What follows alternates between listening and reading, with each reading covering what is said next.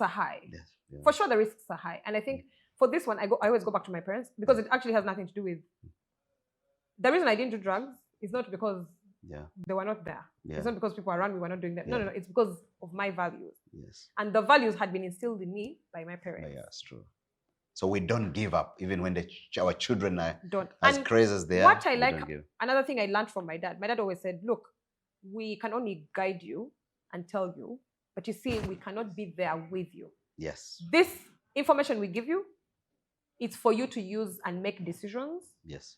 In life. Yes. But my dad taught me something when I was like 7 in an interesting way. Choices and consequences. He said, let me tell you, in this life, you can do whatever you want.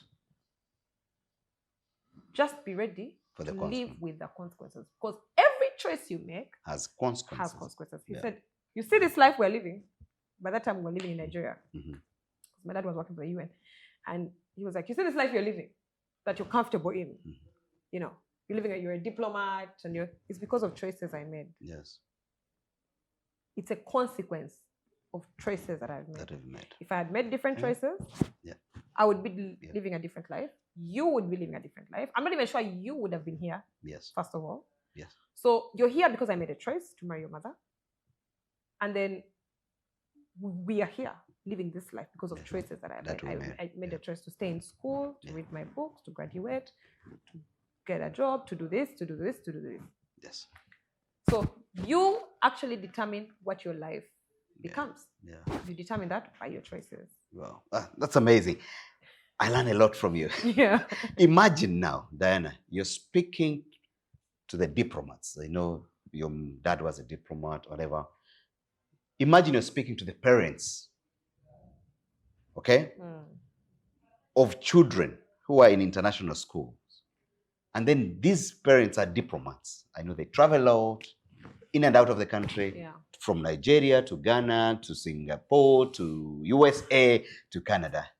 If you're to be honest, what are the challenges that are involved in this kind of life, especially seeing these ripple effects, effects going on to their children? Yeah.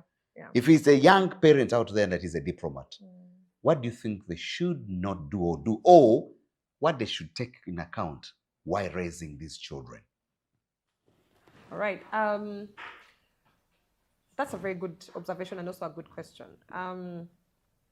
The first thing I'll say to diplomats or parents who are really busy, don't throw money at the problem.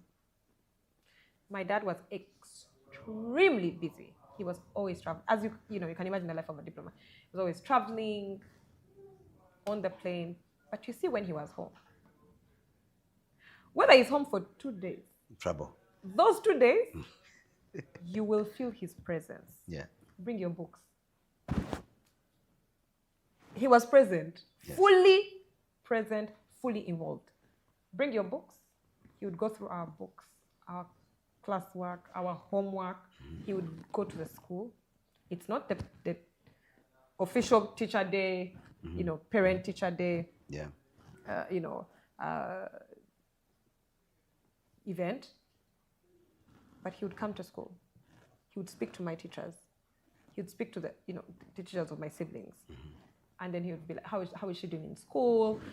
Where is she struggling? What are the challenges? How can we support? All of that. So my dad was physically not around a lot of the times, but he was present. In 2 days, you'd think it's a month or two.